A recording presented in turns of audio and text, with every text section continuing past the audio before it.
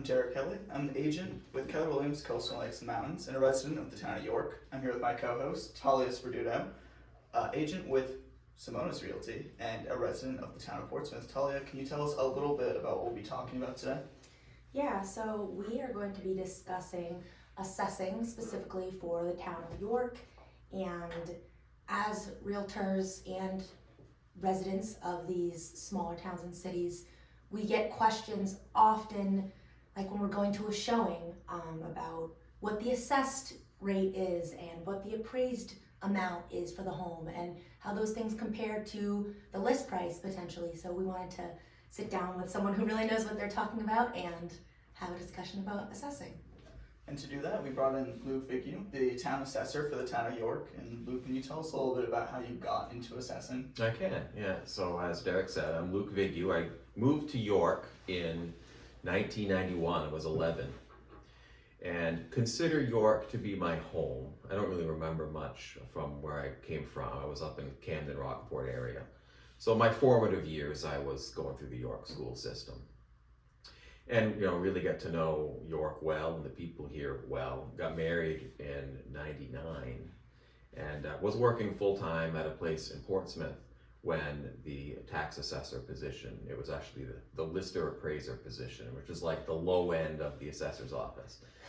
That became available, and it wasn't a position that required any certification. They actually wanted someone to come in that had not yet been in the assessing world, so that they could kind of train me the way that they wanted them, to do it. So I was 20, I'm coming up on 24 years being at the town, and got that job in March of 2000. And it basically was a data collection role. I was the person who processed the permits that came from code, went out and did the inspections, did reports, and answered questions, answered the phones. We had one email address in the office back then. It was dial-up internet. So, and things back then were a lot different in the office. We had foot traffic all day, every day, because nothing was online. And constant phone calls. What's your tax rate? What's your assessed ratio? And things that we had written down, all these things so we could answer the phones. And that's all information that everyone has now because it's online. So that whole office has kind of changed over the years to where we don't even need that third person. I was the third person, and we had a full-time admin. Now we're just an office of two because everything's kind of moved onto online. But that's how I got into it back in 2000. Wow. Yeah, and as time went by, the assessor retired, and we all kind of moved up, and I got hired as the full-time assessor in September of 22. So it's been a little over a year. And I really love what I do. I'm actually excited to talk about it. That's awesome. What does the delineation of roles look like for you now, if there's just the two of you? Yeah, there's two of us. Yeah. So we both try to help the public and answer the phones equally. But basically I do the real estate assessment and adjustments of like the market each year for changes in the market, to the real estate side. And then my assistant, who's also a local, went to York schools, Alex, he does all of the business equipment. So there's a kind of another whole sector of assessment, which is for the furniture and fixtures and machinery and equipment that businesses use in town. And it's hard to kind of keep track of. A lot of stuff is leased from, nationwide companies. We have a lot of businesses, about 600, and of course they're retiring equipment and buying new equipment every year. And there's also some pretty aggressive exemption programs through the state for business equipment that are hard to administer. So it really takes a full-time person to do that. Alex also processes the exemption applications for real estate. There's a few of them: the homestead, the veterans, the blind. When we had for 1 year the property tax stabilization for senior citizens, that was kind of the big thing last year. The assistant assessor handled most of those and the tracking for that. Awesome. Let's break it down to the basics. So what is a mill rate? We talk about it a lot with assessing, but what is it and how do we use it and how do we find that number? Right. So the mill rate is it's a decimal, is what it is. So we're gonna probably talk later about how we come up with what the mill rate is. But what you do is you take the amount of money that you need to raise and you divide it by the total assessed value of the town, and it gives you a decimal. For us this year, that number was 0.00845. To make that number easy to communicate and to compare, you move the decimal point to the thousandths position. So mill is actually from a Latin word that means thousandth. So it's literally moving the decimal point so that it's 8.45 per thousand. So it's just an easy way. You wouldn't want to say, well, what's your tax rate? Well, we're 8.45 thousandths. It's just weird. Yeah. So a way to make it easier to understand, you just move that decimal point and then you can communicate it's $8.45 per thousand of assessed value.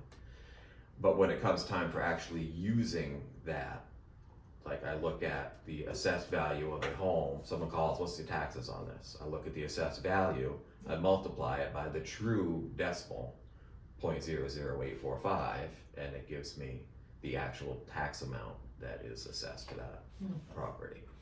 How does that mill rate compare to like neighboring towns and just our communities around us?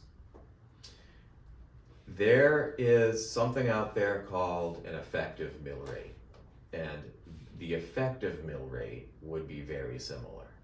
But you can't just compare mill rates town to town and assume that that is the whole story, because not every town assesses their properties at market value. We do annually adjust to stay at market value. So our actual tax rate and our effective tax rate are always the same.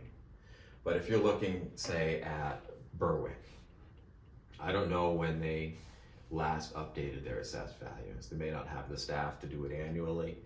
Historically, towns would go 5 years or more with taxes frozen, except for new construction, and then hire a company to come in and do a revaluation. People still talk about revals, where everybody gets brought up to market value.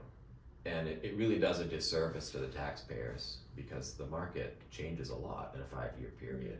And what you end up with is an unfair tax shift during that 5-year period. So we're committed, we have the software to do it, to adjust so that we're at 100% every year. But if you've got a town that is only at 70 or 80% of market value, their tax rate's gonna be inflated to make up for that difference.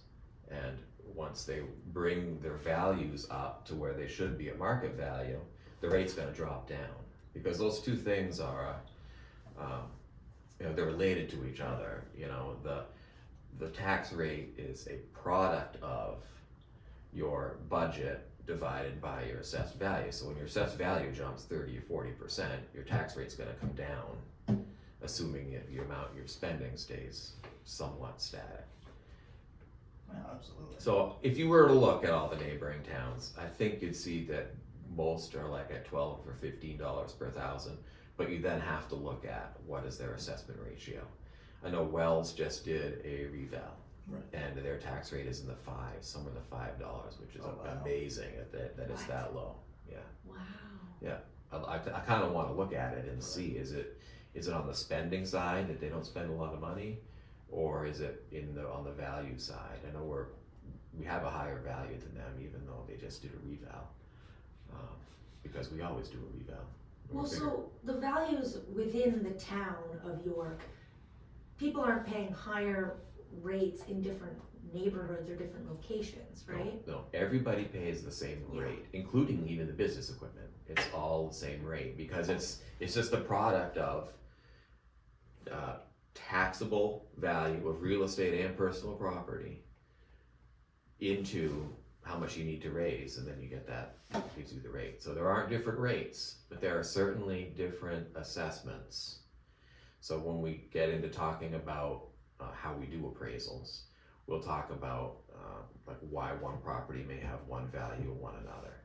And so you certainly are going to pay, you're going to have a higher value if you're in a more desirable place, but you're both going to pay the same rate. That makes sense. Yeah. When you were talking about how some towns wait rather than updating each year, does that cause discrepancy between like impacts to different locations or different types of properties? Does that cause more issues for It that? does, yeah. Yeah. The number one thing that we care about in the assessing world is equity. And as you know, the real estate market is not perfectly consistent in all of its like sectors. Like if you read online, it says, you know, Maine had a 6% increase in real estate. That doesn't apply to everything equally. So whether it is oceanfront or rural or a condo or commercial or industrial or residential, there's so many different sectors in the market that maybe commercial actually had a decrease. So over that 5-year period, if you're not making adjustments, you're gonna end up becoming more and more skewed, and that's what we don't want.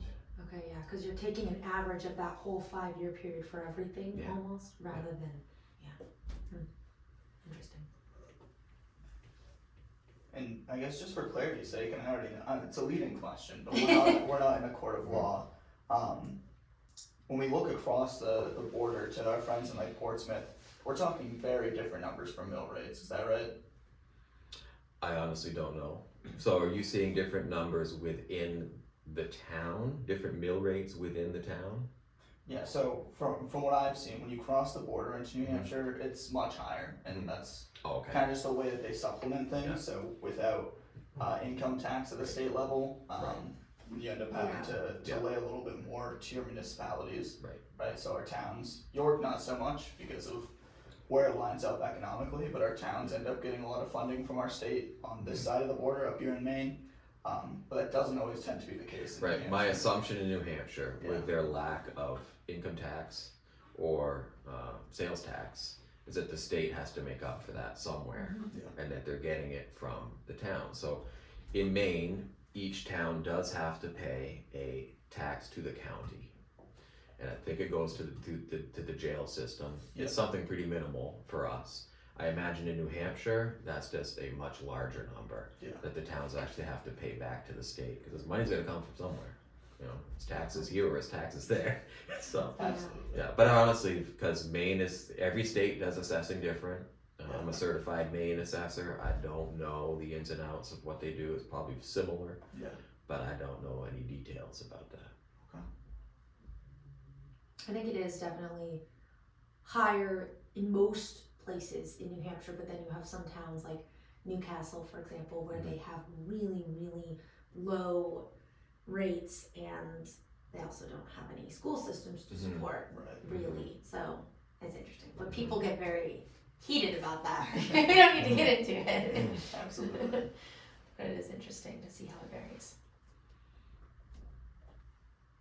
I think that I'm looking back at some of my questions here, and I jumped ahead by accident because it was working. But I think a big question for many people that I had touched on in the beginning was, what is the difference between an appraisal and an assessment? Sure. And in my mind, there are really two differences in those two things. In a perfect world, they'd both be the same number, but it isn't. And by perfect world, I mean lots of similar properties being sold all the time. If that was the case, both numbers would match. But the two real differences are the time frame of the appraisal versus the assessment. So an assessment is always based on April 1st of whatever the tax year is. So right now we're in York, it's the 2023 tax year. So if you look up a value right now online, it's got an effective date of April 1st, 23. So, and that's quite a while ago now. Yeah. So any sale that happened after that is not being used as a comparable for your assessment. An appraisal is usually with an effective date that's very close to the time of, say, the sale of the property. So it's more like now, it's current. And typically appraisers, from what I can see, and I'm not a licensed appraiser, but they want to use a comparable sale that's within the last 6 months. So that would be, right now, every sale that appraiser would be using to do an appraisal today would have taken place after April 1st, and is a sale that's going into my sales study for next year. So you've got the difference in the timing, and they're looking at more recent data. But there's another big difference, is there are different ways to appraise property. There's 3 approaches to property appraisal. There's an income approach, which is really limited. It's for commercial properties, income producing commercial properties, typically where they lease square footage. Like this building, for example, if it was single owner and the owner was leasing office space, we could potentially use income approach on this building. We're trying to do it for storage units. It's pretty simple, straightforward. You can't use the other approach, because the other approach, I'll talk about in a minute, just doesn't work for self-storage. It really should be, how much income can this property produce, and then you figure it based on the square footage, and you can apply it to other properties. So there's the income approach, there's the cost approach, which is what assessors use, and then there's the sales approach, which is what appraisers will use. The cost approach is a combination of 2 numbers when you do that. It's a known land value, and then it's replacement cost of the buildings minus depreciation. The reason we have to do that is because it can be used in a mass appraisal situation. So we're not looking to assess an individual house like in a vacuum. We're looking at the entire town, and you do assess the whole town every year. So with the cost approach, you're actually creating cost tables that get applied to everybody. It's all based on averages. So once you have the cost tables built, you kind of just plug in the data, and it gives you the value. And that's what we adjust annually to stay at market value.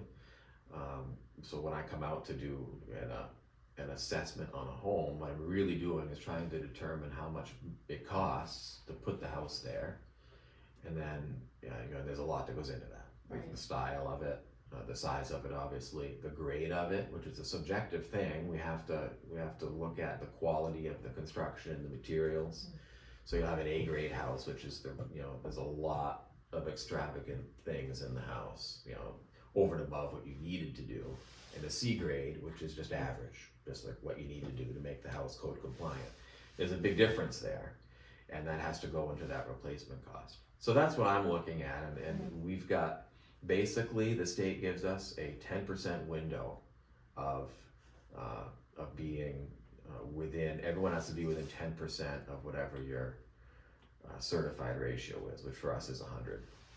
And that's because everything's based on averages. I mean, you've got to, like we're looking at land value, of course you've got a waterfront land value, and then probably a water view, and then as you get further back, your land values per acre are going to come down. And an assessor has to decide where to draw the line between here and there. And you need to be able to explain why. So you literally have numbers, or you have those formulas set up for distances from the water for land. Yeah. And you can, and so whether it's 1 mile or 6 miles, that those lines have been drawn preemptively. Yeah. But we draw them based on what the sales data is showing us. So they're really a reaction to what we're seeing for sales. But we do only have so many brackets to choose from.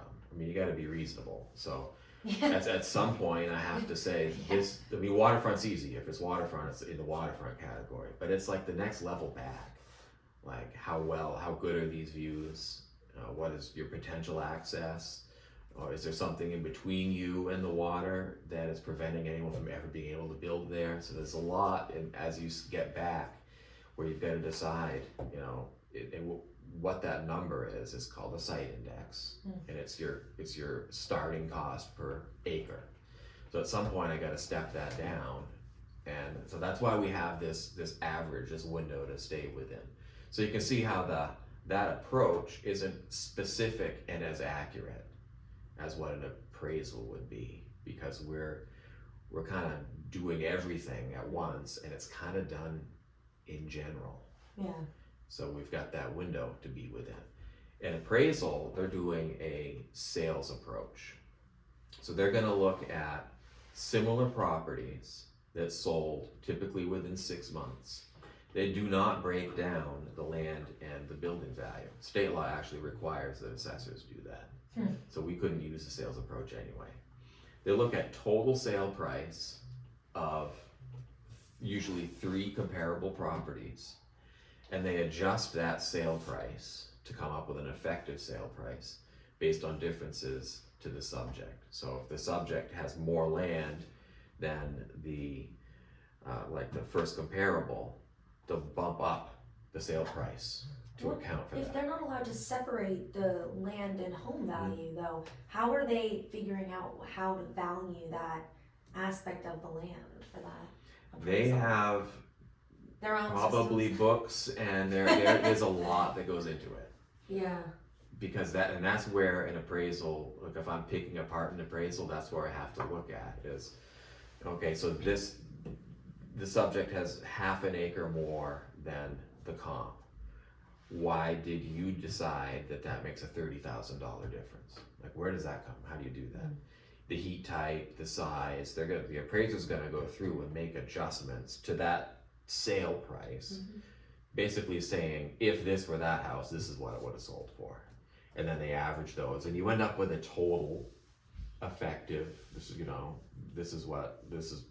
these sales show that this is what this would have sold for after you average those and do those adjustments. So it should be more specific, more current, but still that question mark there of how do you justify the amounts that you put in there, and that's subjective and something that can be debated and does get debated when people do tax abatement requests.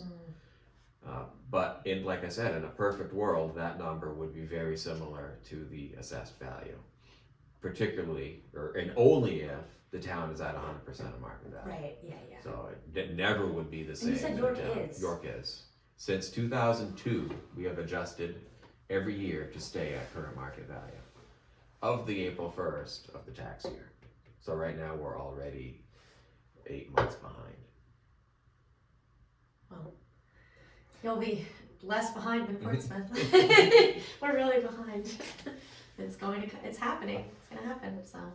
The issue for us, so we in 2001 went to the voters and asked for $500,000 to pay an outside firm to come in and do a reappraisal, and that's typically how that's done. If you let it go that long, it's beyond the means of the assessing staff to do it. So you have to go out and hire somebody. Well, it's been 20 years since the town of York did it. I can't imagine what that number would be now. I mean, my budget for this year is like $318,000. So having to do another an appraisal by an outside firm would probably be 3 times that. And it's just too much to ask. And we also, when we did that, we were able to buy a software back in 2002 that we still use. It's very popular in all of the Northeast that enables us to do that ourselves. You can get into those cost tables, do sales studies, and make the adjustments, and it affects everybody. So if waterfront is 10% low, I can go into that site index. It changes everything Hit a on couple my of buttons and boom, and they're adjusted. Yeah. So speaking of you saying waterfront being 10% low, obviously I assume that's not the case right now. Right now I'm at 94% on waterfront. Interesting. Yeah. Well, so what can you reiterate what you mean when you say you're at 94% on waterfront? Yes. So I'll do a sales study. I decided when I got hired as assessor to do a 2-year sales study instead of a 1-year sales study, because I wanted to prevent values from like jumping and dropping sharply each year. So doing it over a 2-year period will kind of absorb the quick changes in the market and just kind of keep things smoother. But people basically want their value to stay the same. Yeah. So doing it over the 2-year period kind of will average out the highs and the lows. So I could sit down at my computer right now and look at all of the sales that have happened from April 1st of 22 to 24, which we haven't got there yet, but that's the window I'm operating in right now. and then look at each sector of our town by neighborhood, by style of house, and it's gonna tell me, based on the sales that have happened during that time, Cape houses, right now, you're at 86%. So it's looking at the properties that have sold, qualified sales during that time. It's comparing to my assessed values of those same homes. Interesting. And telling me, ooh, you're low or you're high. So you need to have a lot of data. Yeah. It needs to be good data. You need to make sure that the sales that are going in there are considered a qualified sale, not family to family or transfer to a trust, which is 90% of what deed transfers are now, are not a qualified sale. I'm sure you're aware of this. Yeah. There are very few qualified sales right now. We're getting like 9 to 12 a month, which is really low. So we don't have a lot of good data to go on. So that's another thing why it's good to do the 2-year sales study, because they just have more data. Do you ever see like certain transactions, usually I imagine a transaction might be slightly higher than you currently had calculated because housing value in York consistently goes up. But do you ever see certain transactions that really kind of exceed the expected increase in assessed value in perhaps a neighborhood? All the time, yeah, very often. And if it's a one-off, then it just happens. You never know what the situation the buyer might have been in. We certainly saw it a lot during COVID when people were just buying houses sight unseen with no inspections, just buying them. So, but once those sales are all going into the sales study, so over that 2-year period, we're gonna have about 400 sales. So one in there isn't gonna make a big difference. What you get 3 or 4 in a neighborhood, then it's no longer a surprise. It's what it is, So that's when you need to decide whether or not you're gonna make an adjustment. But yeah, all the time, some very surprising sales. Yeah, which raises some questions. Right. Am I off in my assessment, or is there something I don't know? Right. Which that could go either way, whether for a low or a high sale. One thing that we have a hard time really keeping track of if a house comes into disrepair, like gross disrepair, it's just neglected. I don't see that typically, because I'm going to properties that got building permits, and that's what I'm looking at. So you're looking for the upgrade. Yeah. So if something gets abandoned and it falls apart, I'm not gonna really know unless someone calls and says something, or I happen to see it and I'm like, oh, I gotta adjust that. So sometimes I'll see a sale that's like low, which is really, it's pretty unusual to have a sale come in that's lower than assessed value. Yeah. And if it is, I'm gonna look at that and see what's going on, and that's usually what it ends up being, is there's something going on. The old Lincoln Schoolhouse on 91, finally just sold. There were some questions. And it took a buyer that was willing to take a risk to do that, and he's probably going to make a lot of money on that property when he goes to move on. But there were enough questions on it, things that couldn't be seen below the surface, that scared a lot of buyers away. So that's one that the cost approach comes way too high unless I knock the building value way down, because there's some unknowns there. And so that's a question. If someone buys a property, that has a structure on it, but has no intent of utilizing that structure, they want to remove it and replace it, that sales cost is considered essentially a land purchase, is that right? It is, yeah. So I don't often know that right away. Yeah. And I've got to decide, well, how long of a time between when they bought it and when they tore it down am I going to say, this isn't just a land sale. But if they bought it and then immediately come into the code office, sometimes I see the demo permit before I've even seen the sale. Yeah. Because they come right in to pull the demo permit. In that case, I qualify that sale. It lets me go in and say, is it vacant or is it improved? And then, so when I do my sales studies, it'll, if I can split them out, I will call that a land sale. Yeah. And there was one recently that it was a $5 million oceanfront home, nice bold oceanfront, which was still, I think I'm probably at 70% on that, and then immediately came in and tore down the house. So that's a land sale. But that's one that's like whoa, Yeah. you know, and that's an anomaly at this point, you know, Right. but we'll see. It's still gonna go into the mix. I mean, it will affect overall, but I'm not gonna go, I'm not gonna go to the neighbors and crank their land value up to $5 million. That is really interesting. Huh. Yeah. Yeah. I guess that also plays in, I mean, you know, whether it's assessed or appraisal value, the value of a house is completely determined on who's buying it, you know? Right. So maybe this person says the land there is worth $5 million to me because I grew up in New York or vacationed in New York for the last 20 years and it matters to me. Doesn't mean that's the going rate. Right. Yeah. Yeah, it's a good point. I just, this isn't the tangent, it's gonna sound it. I would just bought a old 1970 Mustang. Yeah. I wanted a very specific car. I did a countrywide search for it. Oh boy. And found one. And everybody would tell you I grossly overpaid for it. But it is the one I wanted. Yeah. And I had to pay what I had to pay. So it was worth it to me. Yeah. But if I valued it right now, no, it's not worth that. Well, it was the only one I could find and it is the one I wanted. Yeah. So that applies to real estate. Someone wants a specific house or to be on the ocean or in a certain part of York. Yeah. Value is what they're willing to spend for it. Absolutely. And they determine what value is.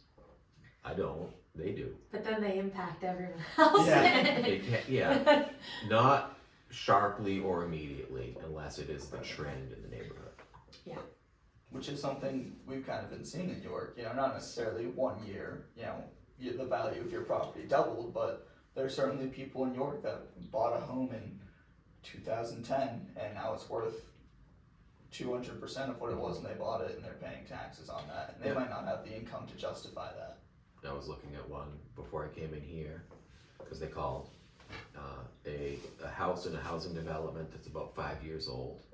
And it was one of the first houses sold in the housing development. It sold for, I believe, $385, and it has since resold, you know, 4 or 5 years later in the mid sevens, which is often what you see in a subdivision. Yeah. But that's like the first round of resales within that subdivision. They basically have doubled during that time. Yeah, which is awesome for the people selling. You know, congratulations. Yeah. But tough for the people who are trying to stay there and have to deal with that and that kind of burden. Yeah. Okay. When you were, you'd mentioned that you had given the example of like a Cape houses are at 84% right now as just a example. Is that information accessible to the public and to homeowners? Like, would they be able to go and look at that if they wanted to? They would have to ask me for it. Okay. Yeah, it's not really something that I could present in a way that you would know what you're looking at, but I could. I have those. They're thick reports, and it would be like neighborhood code 110, 120, 121, and that wouldn't mean much to someone looking at that. But you know what neighborhood code Right, 110 is, so you could and say. I do have maps as well that I can show that are a color-coded map that shows where we've drawn those delineations between neighborhoods for the land values. I even have a heat map showing land value, so you can look at the nubble and see how as you come more and more inland, the land values come down, and so you can see kind of hot spots in town, like Woodstone right now is a hot spot in town. The new condos going up in the village that are going for close to $1 million a piece, some more. It's So, really interesting. everything is public, but that's not one thing that I put out there actively on the website, but can be asked for at any time, and I could email it. And I do a lot usually right after bills go out, if people start asking questions, like how did you justify my increase?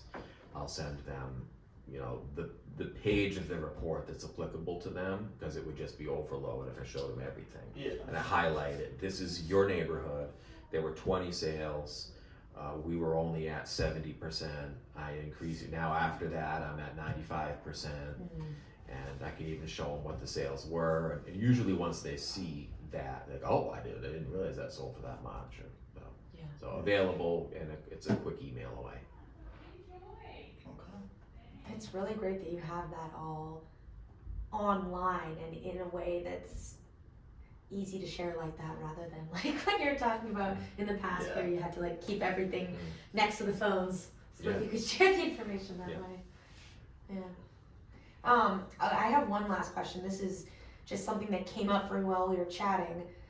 So do you have a list of properties or a list of all the properties in York that you eventually have to get to check out and make sure they haven't like added any updates, or is it really just looking at the records when people pull permits? Yeah. And This is two separate things. So Okay. the state requires a review of every property every 4 years. So we call that a quarterly review. And that is just like almost a drive-by.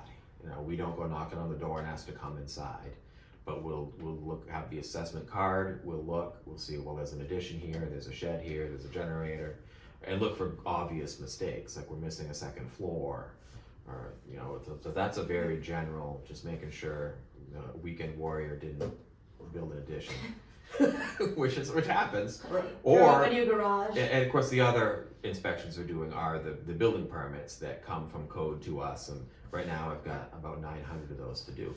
There's the gosh. chance, because we're all humans, that code office didn't get me a copy of a permit. Yeah. And I pick those up when I do the quarterlies, or when they call and say, my assessment should have gone up and it didn't, which people really they do that. People in New York are pretty accustomed to checking out their values annually, because they know, Yeah. and I think for the most part it's appreciated. So that makes me understand how things sometimes are skipped. Say someone doesn't pull a building permit to renovate their bathroom or add an additional bathroom in the basement. Yeah. They never do it, and they never do any other work on their house for 15 years. You could keep going by for that quarterly update. The exterior looks the same, and that value is added, and so things like that come up all the time when you're looking Yeah. at a house and Yeah. you're like, where did this bathroom come from? It's not on the tax Yeah, card. and it's when they go to sell that it becomes an issue, and Yeah. then they need after the fact permits, which then get to me, and then or they have to take it out. Which nobody wants. Yeah, and it's the finished attics, the finished basements that are the ones that usually are done without permits, and then we end up Yeah. not finding until it's too late. And those are things that require electrical work, which is scary about people doing it without permits, because those are the things that cause fires. Or someone putting a bathroom or a bedroom in a basement that doesn't have proper egress. That's scary stuff. Well, stick the kids down in the basement. There's no second means of egress out of the basement. So yeah, but they can go without being found until the property's on the market. And we do check. When I check probably once a week on a website to see what's for sale in York, and I click through all 40 photos and see, there's a kitchen in there that I don't have. And Right. it doesn't mean it's a two-family, but we assess for an accessory kitchen. So I will do that, and I will update an assessment based on photos online if it's You're looking. yeah. And I do appreciate what you said, which is essentially like building permits can be really annoying that you have to deal with them, but they're there for a reason. Yeah. You know, it's like when they're put in place, it's usually to protect people. Right, and it might be you might be the current owner and you don't care, Yeah. but the next owner needs to be protected from your bad wiring. Yeah. so Yeah. yeah, they're there for a reason, and you need them. When it comes time to sell, people are more and more aware. Realtors, title companies, and the banks that are doing the loans are coming in and going through the code file and making sure everything in that house is accounted for with a permit. And I have friends who have bought homes that had to rip out the finished basement after they purchased it. A COVID buy when due diligence was not done. Yeah, sight unseen. Oh, where did this come from? Absolutely. All right. That's all the questions I think we have. Is there any other things you'd want to add before we go? Oh, I didn't think of that. Anything interesting that has come up this week or this month in the assessing department? Like just things that you've been thinking about? I had a gentleman call me yesterday that wanted to know when the appeal deadline is to file for an abatement. Okay. So the state gives the taxpayer 185 days from the date of commitment to officially file for an abatement, as in an official claim that your assessment is too high, and it starts a process, which is much like Board of Appeals for zoning, to get your assessment lowered. And the first step is to apply to the assessor, who reviews it. And I will normally, when someone asks that question, just try to engage ahead of time, because if I made a mistake, I'm not gonna make them go through the official process, so let's talk about it. And the claim was that this property, which is oceanfront, it was overassessed. I had it pretty heavily discounted because it did have some wetland on it, but as an assessor, I assume a property is buildable unless it's proven and documented that it isn't. And I told the owner, if you get me a wetland delineation showing there's no building envelope, or if the code office writes me a letter that determines that this is unbuildable, then I can change it to an unbuildable value. He was unwilling to do that because he knew that if he got that letter from code, he was gonna never be able to build. He actually said, please don't talk to code, because then if 30, basically what happens, it was an attorney, if 30 days goes by after the determination is made by code, they can no longer be appealed. Oh, wow. And there's... Ever? Right. So there is definitely a parcel that is impacted by wetland, and I think I'm accounting for that in the discounts I'm giving it. But I think it could be buildable with variances, or maybe even without. But the applicant was unwilling to take those steps to demonstrate definite unbuildability. Well, it doesn't make sense for if he ever wants to do. Yeah, it probably He doesn't wants make it both sense. ways. He wants to pay unbuildable and then someday be able to make it buildable. And it doesn't work that way. No. But that'll probably end up being appealed, and we'll see where it goes. It'll be the only, if it goes to the Board of Assessment Review, it'll be the only one this year. Oh, wow. Yeah, I had one last year. It was probably the first time in 5 years that board met. It's a local board. It's the next step before either Superior Court or the state board. And we met once last year because of a property in town was asking to be fully exempt. So the state has a few different categories of properties that are fully exempt, like churches and schools, things that are charitable, benevolent, some nonprofits. But just because you're a nonprofit doesn't mean that you are exempt from property tax.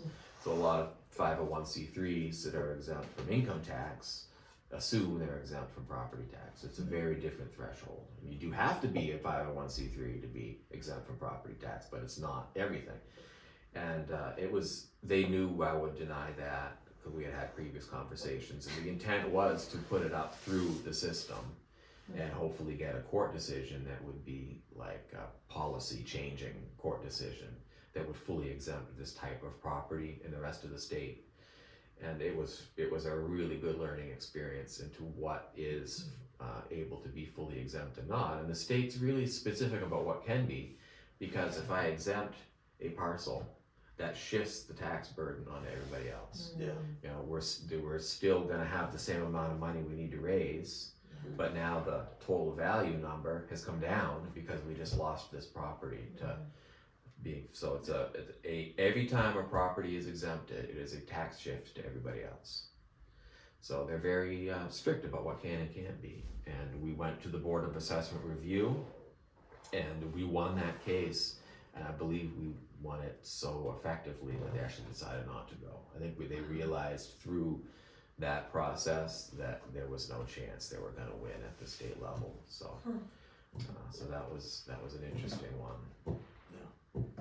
It was an oceanfront property, about a $3 million oceanfront property. Oh. Well, good for them. Yeah. I'll take one of those. But... Yep, so keep an eye on your assessments online. Let me know if there are mistakes. Okay. Absolutely. I might reach out to you for some more detailed information. It's fascinating to me. If you want to show one of those maps, like our neighborhood map or the land pricing map or the heat map, reach out to me. I can share those with you if you want to do like a screenshot or something on that. That would be awesome. Or a I can do the sales studies too, so you can see what I'm looking at when I'm making those decisions. I think having a visual of like when you're talking about the waterfront and then like moving inland by, I think you said even elevation sometimes. Yeah. That would be so fascinating to be able to look at while we're discussing this. I Yeah. think. Shepherd's Way down in the harbor. You going down like right by the post office in the harbor. There's a pretty steep hill. Century Hill goes up pretty steep right there. You can see where the trucks go up there sometimes. They bottom out because it's such a sharp. Oh yeah. And you go up there, and there's a little dirt road called Shepherd's Way. And you get up there, there was a parcel that got divided probably 3 or 4 years ago. A new house got built up there. Bold ocean views. Yeah. You're looking straight down on a map, and it's like, why is this house? Why did that lot sell for so much? Right. It's like a little island. Yeah, and then you Yeah. take topography into it, and you're like, oh, Makes they're sense. looking Yeah. right The over castle on the everything. hill. Yeah. Huh. Yeah. Very neat. Well, thank you so Yeah, much. thanks for the coffee. Yeah. I got my ugly cup out of the way. I still have Oh. coffee in it. It's kind of gross. So. Oh well, that's okay.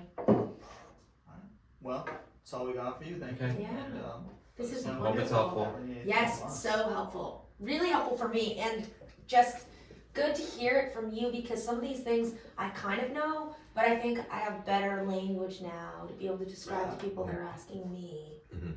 Because my information is often things that I've done research on myself, but I don't have personal experience with. So Yeah. it's really helpful. Yeah. Cool. Okay. All right. Merry Christmas. Yeah, Merry Merry Christmas. Christmas. Thank you. We'll share it with you when we have it all